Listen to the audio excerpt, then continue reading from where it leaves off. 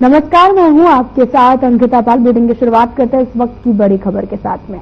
चंडीगढ़ से इस वक्त की बड़ी खबर, जहां पर सीएम नायब सिंह सैनी ने मैराथन बैठक की है। सीएम सैनी की अध्यक्षता में हुई और एचपीपीसी और एचपीडब्ल्यूपीसी की बैठक 1640 करोड़ रुपए से भी ज्यादा की खरीद को मिली मंजूरी। लगभग 61 करोड़ रुपए की हुई बचत। कैबिनेट मंत्री कृष्णलाल पवार सहित कई लोग बैठक में हुए शामिल। कैबिनेट मंत्री विपुल गोयल वीसी के माध्यम से हुए शामिल। आपको बताते चलें कि कैबिनेट मंत्री विपुल गोयल वीडियो कॉन्फ्रेंसिंग के जरिए बैठक में शामिल हुए हैं और 1640 रुपए से भी ज्यादा। आपको बताते चले कि सीएम नायब सिंह सैनी की अध्यक्षता में बैठक का आयोजन किया गया। कैबिनेट मंत्री विपुल गोयल भी कॉन्फ्रेंस में जो यहां पर है मैराथन बैठक में शामिल हुए हैं और सीएम नायब सिंह सैनी ने बैठक की अध्यक्षता भी की है। तस्वीरें भी आपको दिखा रहे हैं जहां पर सीएम नायब सिंह सैनी ने बैठक की अध्यक्षता की है और साथ ही तमाम मुद्दों पर बातचीत भी हुई। मैराथन बैठक को लेकर ये बैठक काफी अहम मानी गई।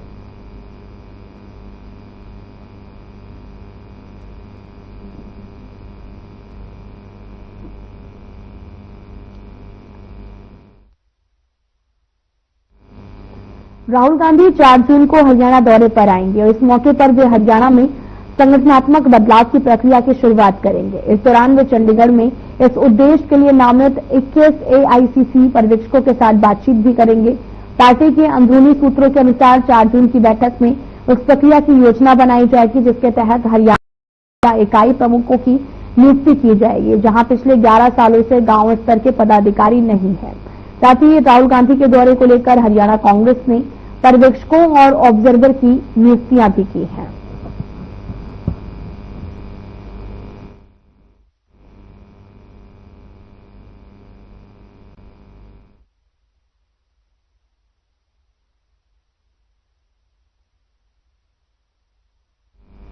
हरियाणा कांग्रेस के प्रभारी बीके हरिप्रसाद ने कहा कि गुजरात में संगठन सृजन अभियान के तहत गुजरात में प्रक्रिया पूरी हो चुकी है।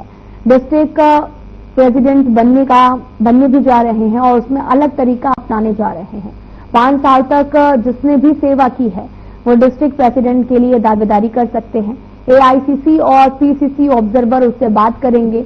एप्लीकेशन फॉर्म भी हमारे पास है। इसके अलावा डिस्ट्रिक्ट प्रेसिडेंट को सर्वसम्मति से भी बनाने का प्रयास रहेगा। सेंट्रल इलेक्शन कमेटी में जिला अध्यक्ष भी बुलाया जाएगा, जिसके बाद में टिकट वितरण होगा। 1 महीने में नया जिला अध्यक्ष देखने को मिलेगा और इसके बाद प्रदेश की नियुक्तियां भी होंगी।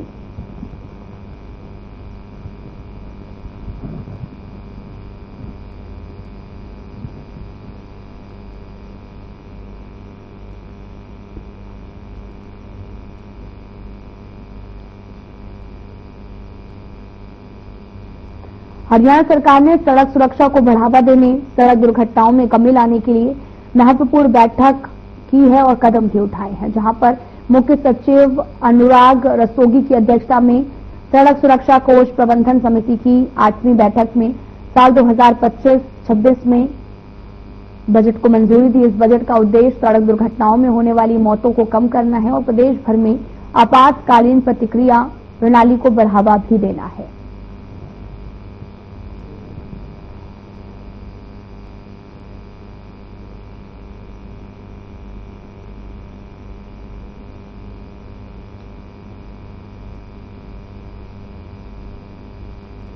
गुरुग्राम के आकाश एजुकेशन सर्विस लिमिटेड के 3 छात्रों में जेईई मेंस में शानदार प्रदर्शन किया है, शहर का नाम रोशन किया है। इनमें से एक छात्र रुजुल गर्ग ने ऑल इंडिया टॉप 41वीं रैंक हासिल की है, जबकि आयुष ने 90वीं जो रैंक है और एक अन्य छात्र ने 105वीं रैंक प्राप्त की है। दोनों छात्रों को बधाई देते हुए आकाश एजुकेशनल सर्विसेज लिमिटेड के chief academy and business head doctor Yashpal ने कहा कि ये परिणाम एईएसएल ने छात्रों में डाले गए शैक्षिक अनुशासन और परिश्रम की संस्कृति का प्रमाण है। हमें अपने इन होनहार छात्रों पर बेहद गर्व है। हम उन्हें आईआईटीज और उनके आगे के भविष्य के लिए ढेरों शुभकामनाएं देते हैं।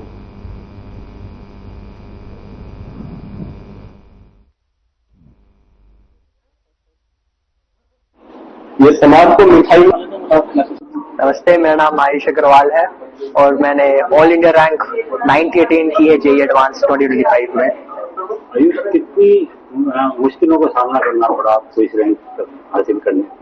जेईई की जो जर्नी रही है मेरी, बहुत अप्स एंड डाउन्स रहे हैं। 4 साल की जर्नी स्मूथ बिल्कुल नहीं रही है। कभी मार्क्स कम आ रहे हैं, कभी एफर्ट जितना डाल रहा हूँ उतना रिजल्ट नहीं आ रहा, कभी काम कंप्लीट नहीं कर पा रहा, कभी मेरे कॉन्सेप्ट्स दिमाग में नहीं जा रहे, कभी इनऑर्गेनिक मुझसे रटी नहीं जा रही। तो मुश्किलें आती हैं, रोज आती हैं, बट रोज मेहनत नहीं रुकी मेरी और उसका मैंने ओवरकम किया। कितने घंटे की पढ़ाई आपने जारी रखी? जो मेरा वर्किंग डेज होते थे, जिसमें स्कूल भी होती थी, कोचिंग भी होती थी, उसमें अप्रोक्सीमेटली 4 to 5 आवर्स तो मैं निकालने की कोशिश करता था। जिस दिन मैं फुल डे मुझे पढ़ाई के लिए मिलता, छुट्टी मिल जाती कभी, तो I try at least 13 to 15 hours तो मैं निकालूं। पहली बात तो मैं ये सोच के नहीं आया था कि मैं इतना अच्छा परफॉर्म करूंगा। मैं ये सोच के आया था कि मुझे बस अच्छी रैंक लेनी है। But when I started to study and put in the efforts, तब मुझे दिखा कि मैं बाकी से अच्छा भी कर सकता हूँ। एंड देन मेरी परफॉर्मेंस के बेस पे मुझे सीयू दिल्ली भी शिफ्ट कर दिया। वहां पे मुझे अपने ऐसे लोग मिले लाइक, और वो भी बहुत मेहनत कर रहे थे। And then I increase my efforts.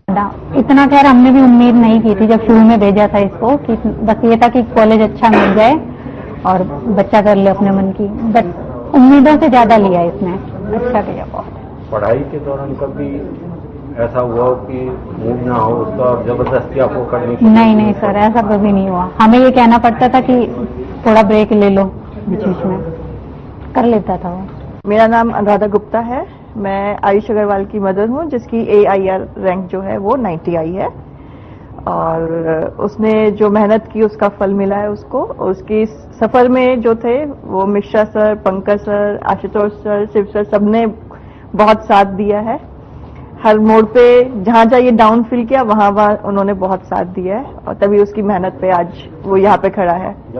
बस आंखों से आंसू रुके नहीं इतना क्षण था ऐसा, क्योंकि मतलब कहीं ना कहीं ये था कि क्या रहेगा क्या नहीं, अभी भी डर लग रहा था। और फिर ये हुआ कि जो उसने ड्रीम किया वो उसको मिल गया।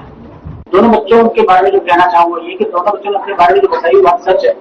एक बच्चे का पढ़ने का अप्रोच था टोटल थ्योरेटिकल, थॉरली पढ़ के एक डेप्थ स्टडी करके फिर क्वेश्चन करते थे, और दूसरे बच्चे का ये था कि इसने थ्योरी आराम से कर लेता था और क्वेश्चन की प्रैक्टिस खूब करता था। दोनों के अप्रोच अलग अलग और दोनों अप्रोच काम करते हैं जेईई एडवांस में रैंक लाने के लिए। तो उसके ये भी इसका मतलब है कि एक ही चीज सबके पास अप्लाई नहीं होती। एक बच्चा सिर्फ क्वेश्चन के थ्रू अपना कॉन्सेप्ट डेवलप कर सकता है, दूसरे थ्योरी पढ़ने के बाद इन डेप्थ क्वेश्चन डेवलप कर सकता है। दोनों बच्चों ने बहुत अच्छा परफॉर्म किया, दोनों फोकस्ड है, दोनों 2 साल पूरी लगन के साथ मेहनत की है और जो भी एग्जाम दिए गए, जो भी चैलेंजेस इनके सामने फेस कराए गए, उन्होंने सब खुशी खुशी एक्सेप्ट किया। ये नहीं बोला कि दिन है रात है, जो बोला रात है, रात को दिन बोलोगे ना ये दिन है, ये आर्ग्यू नहीं किया और काम पे लगे हैं। तो इनके साथ सबसे बड़ी चीज ये थी ऊपर वाले का आशीर्वाद, माता पिता का पूरा सपोर्ट और टीचर्स की पूरी मेंटरशिप। 3 चीजों में काम किया है। जो 3 चीजों के साथ रहता है, इन तीनों दुआएं रखती हैं।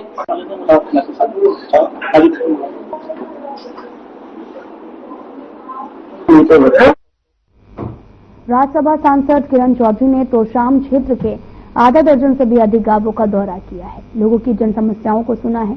उन्होंने अधिकारियों को समस्याओं के समाधान के आदेश दिए हैं। इस अवसर पर उन्होंने गांव ठाडी, रिवासा और बादलवाला, खरकड़ी, सुहान, बिडौला, दुल्हेड़ी सहित अघात दर्जन गांवों में जनहित के लिए बनाई गई परियोजनाओं का उद्घाटन किया है। इस दौरान गांवों में पहुंचने पर लोगों ने फूल मालाओं को भेंट कर, पगड़ी पहनाकर उनका स्वागत किया। उपस्थित जनसमूह को संबोधित करते हुए उन्होंने कहा कि प्रधानमंत्री मोदी के नेतृत्व में देश लगातार प्रगति के पथ पर आगे बढ़ रहा है। भारत विश्व में चौथी बड़ी अर्थव्यवस्था बन चुका है। 2047 तक भारत विकसित राष्ट्र के रूप में विश्व के सामने भी आएगा।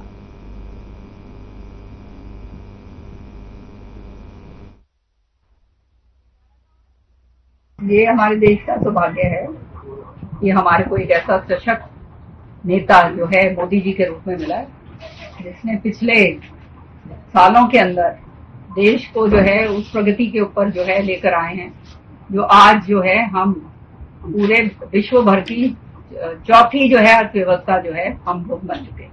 तो ये बहुत बड़ी बात है और आने वाले समय में 2047 के अंदर विकसित भारत का जो सपना उन्होंने देखा है वो सत्य होने जा रहा है। ये बात और है कि बहुत लोग इस चीज से जो है खुश नहीं है, चिढ़ते हैं। आपने हाल ही में देखा ऑपरेशन सिंदूर किस तरह से करा गया कि जो है हमारा जो प्रगति है उसके ऊपर किस तरह से सेंध मारी जाए। जो धारा 370 हटाकर जो वहां पर प्रगति का रास्ता जो खोला गया उसको जो है वो प्रगति को किस तरह से खत्म करा जाए।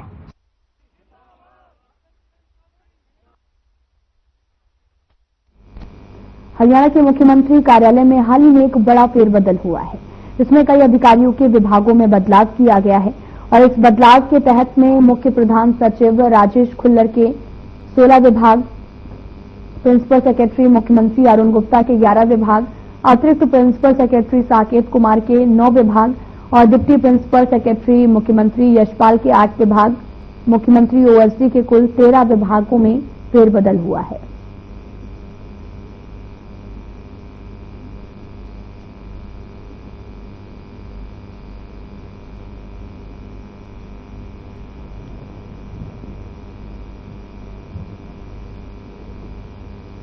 हरियाणा के ऊर्जा, परिवहन एवं श्रम मंत्री अनिल विज ने एक विवादित बयान दिया है, जिसमें उन्होंने कहा कि पाकिस्तान 25 साल के बाद में आधा हो गया है, 50 साल के बाद में ये और आधा हो जाएगा। अनिल विज ने इसके पीछे की वजह बताई है।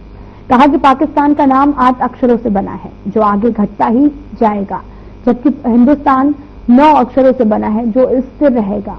साथ ही कांग्रेस पार्टी के अध्यक्ष मल्लिकार्जुन खड़गे का बयान सामने आया, जिसमें उन्होंने कहा कि अरविंद केजरीवाल के बीजेपी को करारा जवाब देने को लेकर दिए गए बयान पर अनिल विज ने दोनों पर पलटवार किया है। पूछ के जाएंगे नहीं। खड़गे जी तो पिटे हुए मोहरे हैं, पूछा तो सफल लोगों से जाता है। और प्रधानमंत्री जी अपने कार्यक्रम बहुत ठीक बना रहे हैं, लोगों तक सीधा पहुंच रहे हैं, लोगों तक सही स्थिति का ज्ञान करा। देखिए, केजरीवाल जी की हिम्मत पे मैं दाव देता हूँ। पिट पिटा के नीचे पड़े हुए हैं, हर जगह से रिजेक्ट हुए हैं। दिल्ली से इनको निकाल के फेंक दिया गया है, फिर भी ऐसी बातें कर रहे हैं।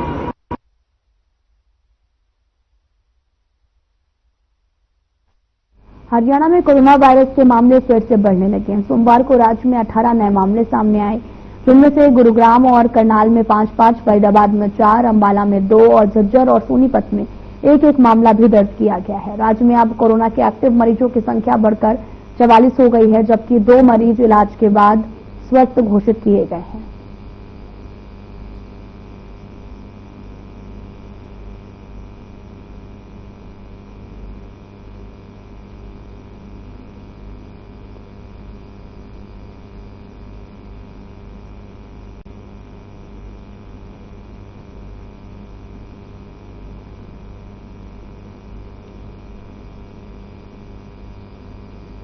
फरीदाबाद में एक चौंकाने वाली घटना सामने आई है, जहां पर एक पिकअप वाहन चालक ने पुलिस नाके पर एक होमगार्ड कर्मी को टक्कर मार दी है। टक्कर मारने के बाद चालक उसे बोनेट पर करीब 1 किलोमीटर तक घसीटता रहा और ये घटना तब हुई जब चालक ने दस्तावेज जांच के लिए रुकने से इनकार कर दिया। पुलिस ने चालक को गिरफ्तार कर लिया है और मामले की जांच भी शुरू कर दी है। ये घटना दिल्ली मथुरा एक्सप्रेसवे पर सोहना टी पॉइंट पर हुई है।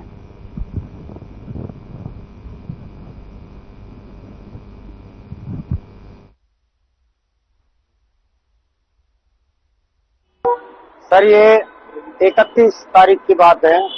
31 तारीख को मैं यहाँ विद स्टाफ अपना चलान करवा रहा था, जो उस समय था करीब 2:30 बजे का। उस समय एक छोटा हाथी टेम्पू था जो दिल्ली की तरफ से आया था, यू टर्न करके और स्टार वाइड की तरफ जा रहा था, जिसको उसके डाले खुले हुए थे।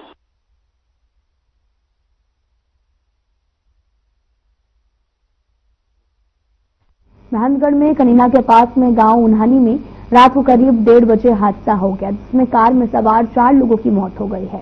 हादसे के बाद में कार बुरी तरह से पिचक गई, जिसके कारण मृतकों को मशीन से काटकर के बाहर निकाला गया है। कार से निकालने के बाद में उन्होंने पोस्टमार्टम के लिए महेंद्रगढ़ के नागरिक अस्पताल पहुंचाया है और बताया ये भी जा रहा है कि महेंद्रगढ़ से कनीना जाने वाला स्टेट हाईवे कई जगहों से टूटा हुआ है और साथ ही उन्हानी गांव की नहर के पास भी सड़क जो है वो टूटी हुई थी, जिसके कारण आगे चल रहे ट्रक चालक ने अपनी स्पीड कम कर दी थी। कार का ड्राइवर बहुत तेज स्पीड से कार को चलाता हुआ लाया, जिसके कारण कार के ड्राइवर ने, आपको बताते चले कि कार को आगे चल रहे ट्रक में सीधा ठोक दिया है।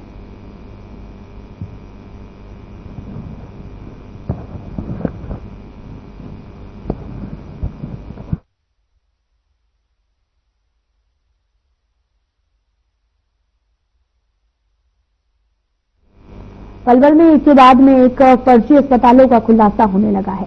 आरोप है कि हतिन में एक नर्सिंग छात्रा ही है अस्पताल को संचालित कर रही थी, जिसके बाद में अब हतीम के गांव दीगावली में स्थित है किशोरी नर्सिंग होम पर स्वास्थ्य विभाग की टीम ने छापा मारा है।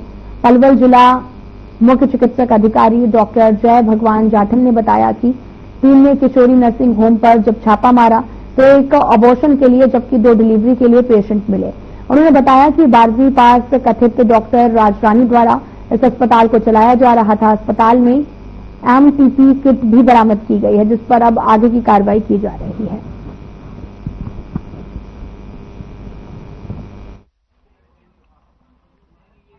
इन्फॉर्मेशन मिली थी कि दिघावली गांव में कोई जो है अनक्वालिफाइड कोई लेडी है और वो रात को जो डिलीवरी और एमटीपी करेगी।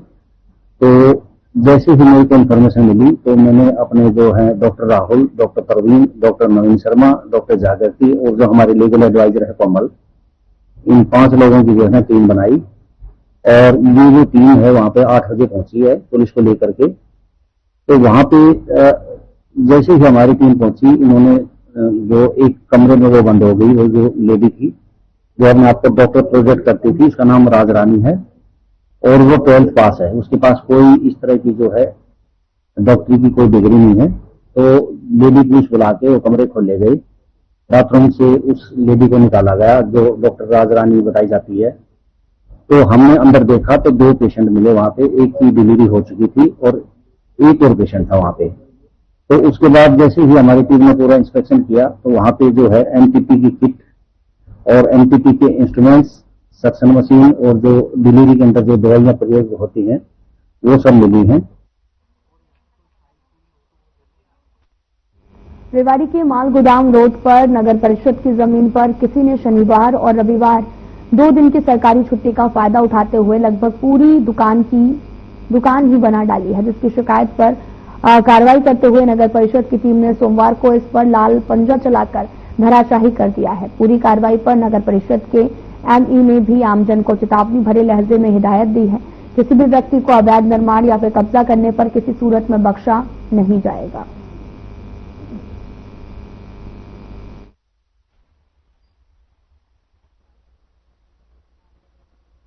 ये हमें शिकायत प्राप्त हुई थी कि हमारी नगर परिषद का रास्ता है, ये रास्ते की जमीन है, इस पे कोई कब्जा करने की कोशिश कर रहा था। शनिवार इतवार छुट्टी का फायदा उठा करके ये इन्होंने दुकान बना ली। तो आज हमने इसको ध्वस्त कर दिया। चेयरमैन साहब के आदेश से, उनका आदेश की तुरंत पालना करते हुए तुरंत इसको ध्वस्त कर दिया। बिल्कुल करी जाएगी। जो नगर परिषद की जमीन पे, सरकारी जमीन पे कब्जा करेगा उसको तुरंत कार्रवाई की जाएगी, तुरंत लाया जाएगा। कुरुक्षेत्र उपमंडल शाहाबाद की अनाज मंडी में सूरजमुखी की सरकारी खरीद शुरू हो चुकी है। यह खरीद 30 जून तक चलेगी। मार्केट कमेटी अधिकारियों के अनुसार हरियाणा की 17 अनाज मंडियां सूरजमुखी की खरीद के लिए निश्चित की गई है। हरियाणा की पहली अनाज मंडी है जहां सबसे पहले सूरजमुखी की सरकारी खरीद शुरू हुई है। शाहाबाद की अनाज मंडी में हैफेड तक तह वेयर हाउस सरकारी एजेंसियां सूरजमुखी की सरकारी खरीद कर रही हैं। मंडी मार्केट कमेटी के अधिकारियों के साथ बीजेपी नेता और मंडी आड़तियां भी जो हैं वो यहां पर मौजूद हैं। मंडी आड़तियों ने कहा सरकार उनकी पूरी आड़त समय पर दे और उनकी मांगों की सुनवाई करे।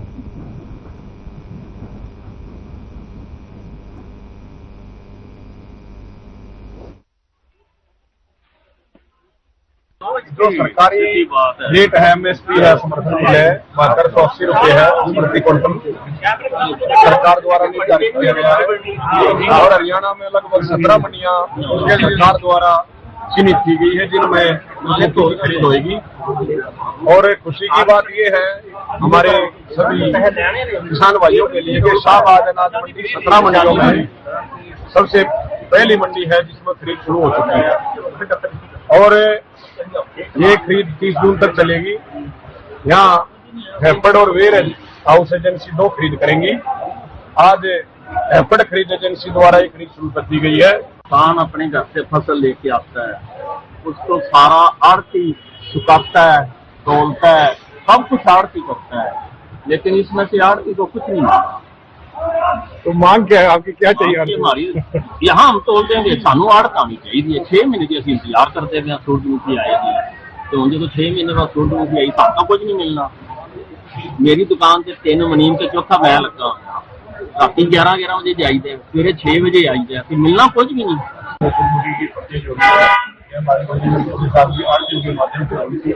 और इस बार भी आड़तियों के माध्यम से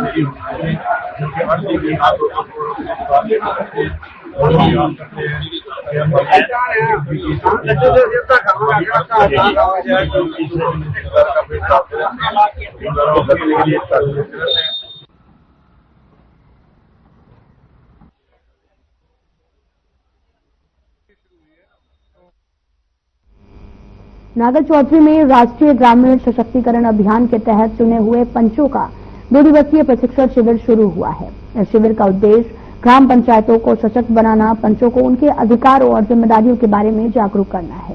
केंद्र और हरियाणा सरकार का उद्देश्य है कि ग्राम पंचायतें और अपने अधिकारों और जिम्मेदारियों का सही तरीके से उपयोग करें।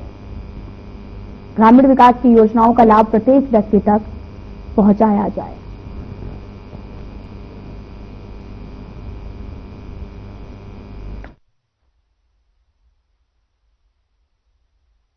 और आज हम नांगल चौधरी ब्लॉक में राष्ट्रीय ग्रामीण सशक्ति अभियान के अंतर्गत पंचों के प्रशिक्षण का कार्यक्रम चला रहे हैं।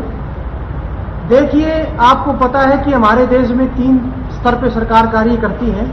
तो ये सरकार का उद्देश्य है, भारत सरकार, हरियाणा सरकार का उद्देश्य है कि हमारे पंच, हमारी ग्राम पंचायतें सशक्त हो। तो ये उनके एम्पावरमेंट के लिए प्रोग्राम है। इसमें हम हरियाणा पंचायती राज एक्ट, ग्रामीण विकास के लिए विभिन्न योजनाओं के बारे में ये हमारे लिए मोटिवेशनल है कि इन्होंने कहा कि इससे अवेयर होते हैं, जैसे सरपंच है, पंच है, ये हमारी ये मीटिंग हो रही है, इनसे बहुत ज़्यादा बेनिफिट हुआ है। इनके माध्यम से हमें ज्ञान भी हुआ है कि पंच और सरपंच का क्या उत्तरदायित्व है, क्या इनके रूल्स है, ये मीटिंग 1 महीने में कितनी बार होनी चाहिए। तो उन्होंने बताया कि मीटिंग महीने में 2 बार होनी चाहिए और हर 15 दिन में ये ज़रूरी है। तो इनके बताने से हमें बहुत ज़्यादा लाभ हुआ है और हम ये भी चाहते हैं कि मैं ये भी चाहती हूँ कि मैं एक पंच से हूँ, मेरा पद पंच है। लाभुडन में इतना ही। अब वक्त तो चला है डॉक्टर राकेश गुप्ता के साथ हमारे खास कार्यक्रम प्लस माइनस का। नमस्कार दोस्तों, परमाणु संपन्न होने के बाद